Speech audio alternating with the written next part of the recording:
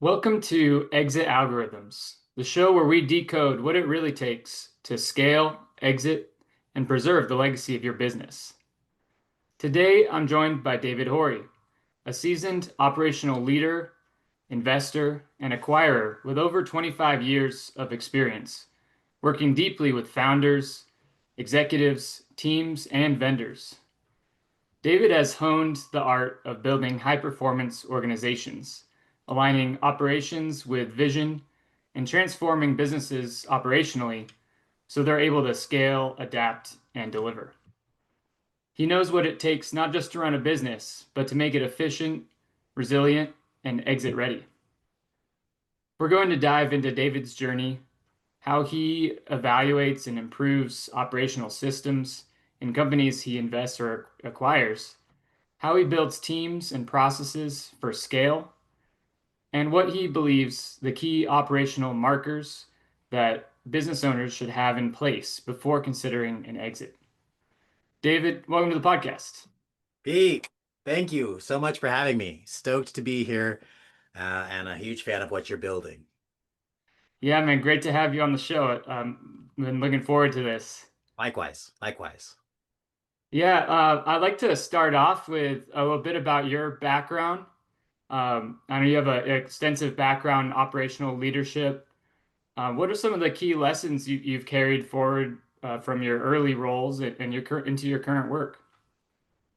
Sure, yeah. I think my first career was hospitality and think all things hospitality, like AAA five diamond hotels, all the way to the neighborhood dive bar, everything in between food trucks, all that stuff. So that was my first career. Then I went corporate and jumped right into one of the largest law firms in the world. And tremendous experience, got to work with really incredibly intelligent people and realized that law firms move a lot slower than I really wanted. And so I started working for smaller, faster, more innovative companies until I found myself in the realm of VC funded startups. So these are tech founders that had an idea and funding, and they needed somebody to help them start scaling on that idea. And that's what I did for largely the last 10 years. And God blessed me tremendously by partnering me with tremendous founders who had incredible vision. And ultimately, those startups resulted in three exits. So, three startups, three exits.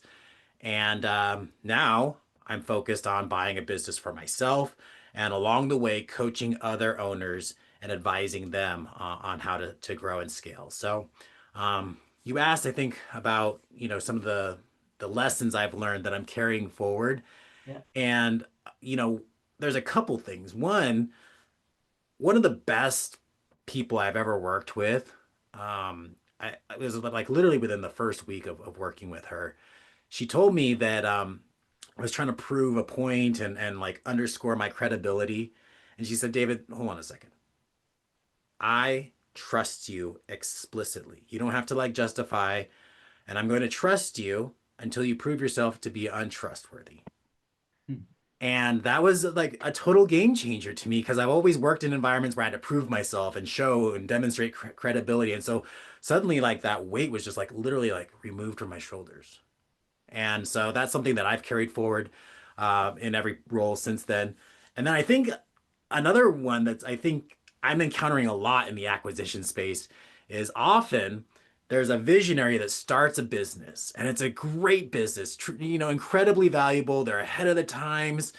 And the worst thing about that business is the owner. And at a certain point, it would be great for that owner to get out of the way, hire people that they trust, and really empower them to carry that vision forward while they go and focus on what they're best at, which is, um, you know, identifying incredible opportunities and getting them kicked off. So I think those are two things. No, yeah, huge. No, thank you. It definitely resonates with me. I love your expansive background in multiple different industries and seeing kind of what makes a successful business run, you know. Um, you talk a lot about in your content building high performance teams, kind of what you mentioned though, like building up the team so it's not the business isn't so owner dependent. How do you recommend, structuring a team for growth, especially when scaling? I think one of the things, if you're just starting with like your first hire, first couple of hires, it's a mistake that lots of business owners make is they manage through abdication, not delegation. Okay, Mhm. so you're focused on building this business, getting things off the ground, and you hire somebody, you're like, oh, thank goodness you're here. I've got so much work for you to do. And you leave them alone to struggle and figure things out. And then inevitably you're like, wow, they're not delivering what I wanted them to. They have no idea what they're doing. That's not how I would do it. And then you don't trust them, you micromanage them, like all these negative things, maybe fire them. And it's because you didn't really do the work to set them up for success. And so I think that really starts with, again, this delegation. Like, no, you're going to have to spend time with them. You're going to have to get them up to speed. You're going to have to show them and make explicit exactly the outcomes that you need to deliver and then manage that. Check in, be involved. It's not a set it and forget it person that you're hiring there. And so again, establish clear outcomes for that individual and be able to articulate it to them and document it even better. Um, I think then setting high standards. People like top performers, they want a high bar, something to aim for, something to achieve. So set high standards and then manage to those standards consistently. Just, hey, here's the mark. Here's where you're at right now. That's okay. You're new. We're gonna here's how you close the gap, and this is the progress I want to see. And those are kind of like if I were gonna distill it down, what I would share. Wow. Yeah, no, great insights. I love that abdication and delegation. Yeah, that's something it's so easy to forget. Um, I mean, it's and totally natural. You're like, oh, thank goodness there's help. Like, see you later. I'm off to go do some really important stuff, and that is the goal of hiring. But there's a couple things that are really critical in between. yeah, yeah, absolutely. Yeah, and speaking of productivity and performance, do you have what strategies or systems have you found most effective for both personally or within a business?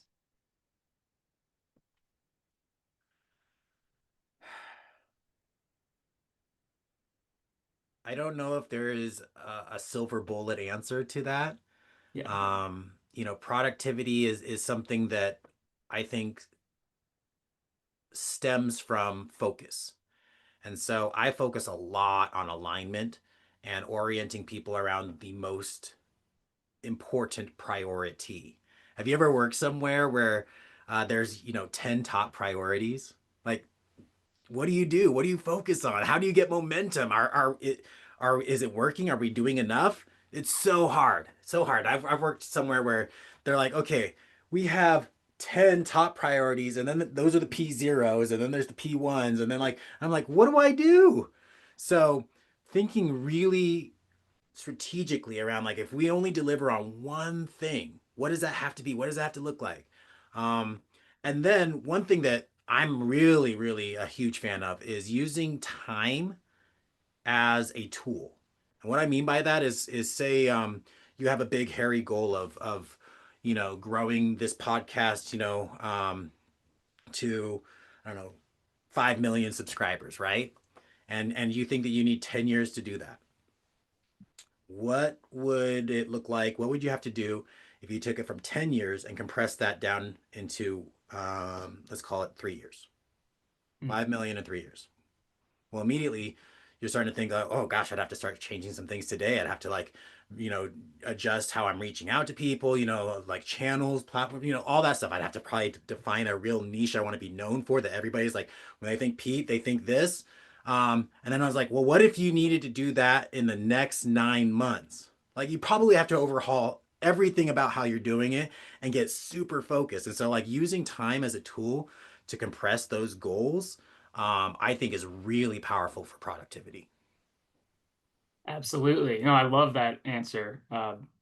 Huge takeaways. Yeah, that's a strategy. Like Elon Musk does that all the time. He'll throw out these crazy deadlines, and sometimes he hits them, sometimes he doesn't. But the fact that he has the deadlines at all forces him and his team, creates this pressure to get things done. And I think Absolutely. there's lessons there for sure that all business owners can take away. Absolutely. Yeah. I mean, and kind of the opposite is true. Like if you give yourself 10 years, it's going to take 10 years, right? It'll take exactly how long you give yourself to do it. So For sure. Yeah. I also wanted to ask, how do you evaluate whether a business is operationally fit or ready for acquisition or investment? operationally fit, I think I might have a contrarian view on this. Hmm. I actually find businesses that are operationally lacking to be tremendously valuable. And I say that because there's a lot of meat on the bone, right? If they're already cash flowing, I mean, there's a lot of markers for like in a business that I want to acquire, but from an purely operational perspective, I love seeing things like we're not utilizing technology. We don't have consistent systems and processes. We don't, um, we haven't revisited our standard operating procedures in a decade, right? Like those kinds of things are kind of the low hanging fruit or the again that meat on the bone that I can already start seeing like, man, you're profitable now. Here's some really easy wins that we can stack up early on to really drive profitability, revenue, whatever that is, employee experience, customer experience. So that might be kind of a contrarian answer, but I get excited when I see, kind of operational dysfunction to a certain, I mean, can't take that to the extreme, but yeah, to a certain extent. And Sure. Yeah, you definitely, yeah, you want to have strategic levers you can pull right away, and post close you can start implementing these things. Marketing is a common one. A lot of business owners are neglecting, especially older businesses. Mhm. But yeah, are there You know any what? other I'm sort not of, the oh only one yeah, that thinks that too. It's interesting. I was consulting for AKKR, and they did an acquisition, a carve out acquisition. And cool. Yeah. they also, like, I was really focused on integration and immediately, consolidating teams and getting like efficient. And, they were like, hey, that's all to the good. It's not bad. But, if our goal is to at some point exit this company via acquisition as well, we want to leave some meat on the bone for the next buyer, right? So, starting to think in terms of that has really shifted my kind of paradigm. Yeah. No, that makes a lot of sense.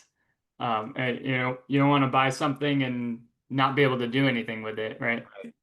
Yeah, it's really exciting to like point at these things like, oh yes, we've acquired a couple of companies, we brought everybody together. There's all these synergies, but we haven't looked at like the sales team and the sales products. We probably need to narrow the offerings a little bit, and there's probably redundancies that you could immediately start reducing.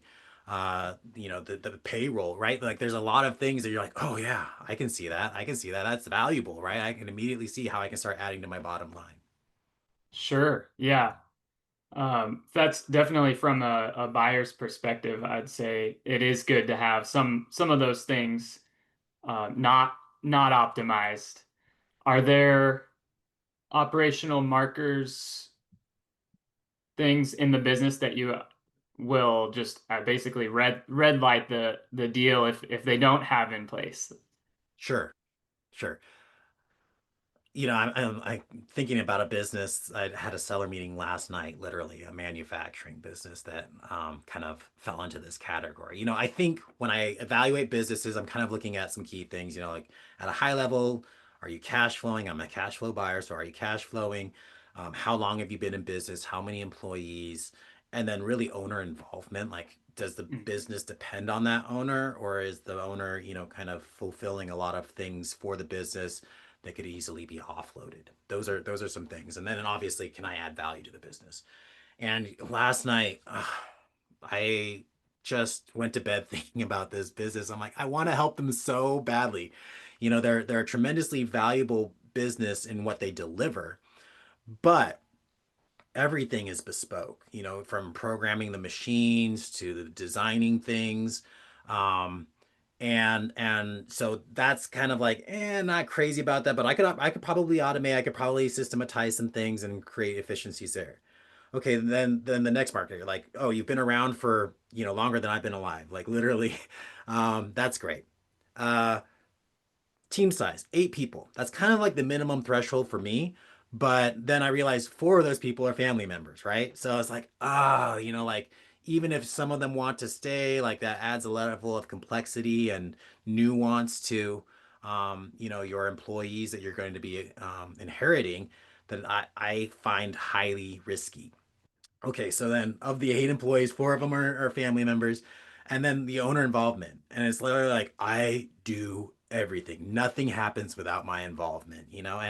And so I had some hopes because there was a sales manager and a VP and an office manager realizing A, that those are family members, and then B, that the owner was like, setting up machines, talking to customers, like, calibrating things, doing quality control, all those things, we're relying on direct involvement from the owner. I was just like, oh, I can't justify it. And again, like they have unique capabilities within the industry that makes their business valuable in and of itself, but it's going to be tremendously difficult for anybody to buy. True. Yeah.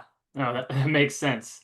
I think it comes down to kind of having a maturity in that organization where, like we were talking about earlier, having systems and people in place that can run the business without the owner, Yeah. I think is a big factor. Yeah.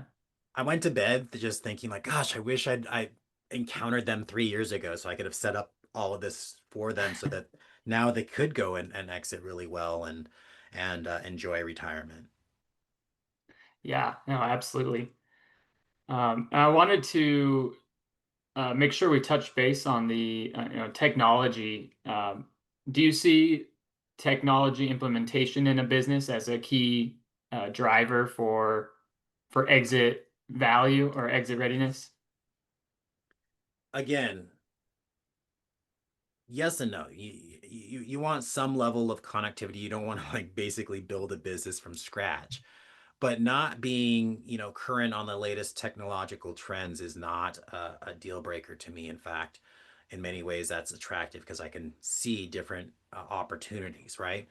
Um, I do think, though, that you have to look at the employee base and their willingness to and likelihood of embracing technology, and especially in certain industries and functions, right? So there can be tremendous resistance to technological adaptation, and you have to be careful of that, I think, in an acquisition scenario. And two that I'm thinking of, like trades is one of those, right? Where you have this tremendously, again, valuable company that's making money, but everything's done with pen and paper.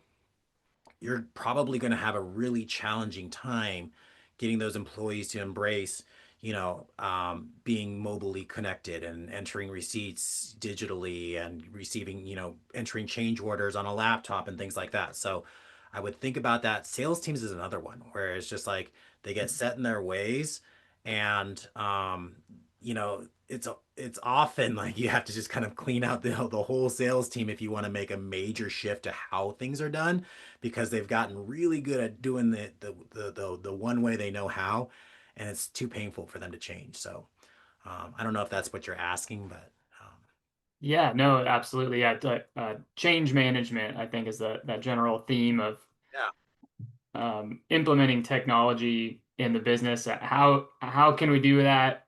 Are they actually going to follow through, or is it just going to be another investment that isn't fully implemented and ends up being actually a drag rather than a lift on the business? Yeah. Are there certain trends you'd say are table stakes in a business, whether it's using AI or automation or specific tools? I don't I don't know again if there's a cookie cutter solution out there. But there has to be some kind of, messaging platform for collaboration to happen and get time sensitive information communicated that's consistent, right? Like the worst thing is when you have a business and sometimes it comes through email, sometimes it's text, then there's Slack, then there's, all these different places to find and lose information. So like committing to kind of like a channel, a single channel, and maintaining that. is critical. And then I think I tend to invest like there's a lot of like low budget or even freemium solutions out there that will Mhm. drastically give you leverage on your work product or what you're delivering. But I'm going to go and spend, I think, more money on things that give me insight into is it moving the needle in a meaningful direction, in a direction that helps support our outcomes. And that's one that's I think a little bit more difficult to do and measure. So it's probably more bespoke. Yeah, I think you hit the nail on the head. There's no necessarily right answer, and it definitely isn't right for every single business. Yeah. Um, No, absolutely. one of the ones that is I hadn't thought a lot about, but now I'm really thinking about in many of the businesses that I'm looking at and advising on that have a customer element is the ability to record and analyze inbound calls. But if you could do that with any, however you're engaging with your customer, emails, calls, chat, those kinds of things. What are people asking us about? Like, what kind of things are we being contacted around? Creating solutions around that and strategies is really powerful. And I gave the example these calls that were coming in, we recognized, listen to a month of calls and realize this is for a restoration company. Oh my goodness, we're getting all these like plumbing calls, right? Like, great that you're calling us because you have a leak, but we're not going to fix the leak for you. You need to call a plumber, and when the leak's stopped, then we can come in and look at, fixing your house. And we wouldn't have been able to uncover that if we couldn't just sit down and go through a month's worth of calls, right? And then those insights were tremendously valuable. Like, oh gosh, maybe we need to retarget our SEO so that we're getting more relevant leads. And then, oh, we're not capturing any of that customer information. We're saying, oh, thanks for calling us. Sounds like you need a plumber. Call us back when the leak's fixed. And they left, right? And so like we weren't capturing contact information. That's a hot lead that we're going to want to follow up with. So then, okay, the new standard operating procedures, you're going to capture contact information. And then, gosh, we're sending all these people out telling them they need a plumber. Who do we like working with? Who's our favorite plumber? Like, oh, what if we talked to them and said, I want to, I'm sending you this many dollar values or number of customers, potential customers a month. Is that valuable to you? Is that worth anything? Like, what if I sent you all my plumbing leads and you sent me all, like, everybody that you fixed? That you're like, looks like you're going to need some restoration around here. Like, suddenly now we're like increasing margin. We're converting leads. We're capturing and making the most of every single phone call, right? So, anyways, that's a bit of a tangent. Sorry. No, great tangent. Yeah, absolutely. A use case for sure of AI, especially as it relates to home services Yeah. specifically. But there's a lot of industries that could use that. Um, Dump the transcripts into AI and tell me like what do I need to change? Where's the low hanging fruit? exactly. Yep. Yeah, and going back to owner dependence, if an owner is really involved with the customers, they're going to have a lot of that, intuitive feel for what the customer needs. And AI is the kind of a solution as well. You can have those transcripts from the calls and be able to meet the customer's needs without relying on that one person who knows them, you know? Yeah, absolutely. And starting to make the most of your key team players and the owner, like if they have a framework for estimating projects or closing customers or whatever that is, like you can absolutely map that into AI and then bring unique problems to it and say like, how would owner X solve this? Or how would my VP of sales overcome this objection, right? So there's tremendous opportunity with AI. Yeah, absolutely. And yeah, do you have any kind of process mindsets or leadership capabilities you would tell owners to invest in to get their business ready and just for growth and scaling? It's incredibly important to invest in developing yourself. And that could be a few different things, but mentorship I think is one that's largely underutilized. There's somebody out there that has done what you want to do and done it a bunch of times, and you can, steal their homework, so to speak. So investing in yourself is the single greatest thing that you can do, and something that I require of my employees, my team, people I'm collaborating with. Are you growing? Are you learning? Are you pushing the bounds of what's possible through investing in yourself? Because if you aren't, you're going to be left behind. Like you literally will not be able to scale to the level that I'm going to need you in 6 months, 9 months, a year. So that's one. And have you ever read The Ideal Team Player? No, I haven't. That's a book that I read. It's not a new book, but I continually come back to it. And then for after I read it, I thought for a long time, like how would I improve on this, or what would I change? And I really think that he did a good job of encapsulating really what I've found to be true in my experience, right? That he Mhm. hires people. The ideal team player in his mind are people that are humble, hungry, and smart. And I was just kind of talking about that smart piece where like you're really good at what you do and you're continually investing in that to keep to hone your edge. But humble and hungry, right? That hungry kind of goes hand in hand with that, where it's like I'm driven, I'm going to go after, I'm going to be proactive, I'm going to book that, I'm going to invest in that mentor, I'm going to read that book, I'm going to go to that conference, but also follow up with the customer, follow up with the potential prospect, all those things. And then humble is again just like I haven't arrived. There's a lot of things I don't know. I'm not the best at, and so I need you, and you're enabling me to focus on what I need to do. And customer, like I was wrong, I messed up, or we messed up. Like all those kinds of things are the kinds of people. If you're humble, hungry, and smart, those are the kinds of people that can really elevate the trajectory of a business. Yeah, absolutely. I love that. Love that answer. I might have to add that to my list. I've got a big list of books, but yeah, can't agree more. I think a lot of the times the constraints on the business are oftentimes co- you know constrained by the owner or constrained by the employees' abilities and growth and knowledge, and it comes down to investing in yourself both with your time and money. Yeah, one of my mentors has this requirement for his any employees. Is like you're not going to have any side gigs, and you will invest in your own development. I'm not going to pay for it. You're going to do it, and if you don't, that's going to be problematic again because you won't be the person that I need you to be in 9 months because we're growing really quickly. We have really aggressive goals.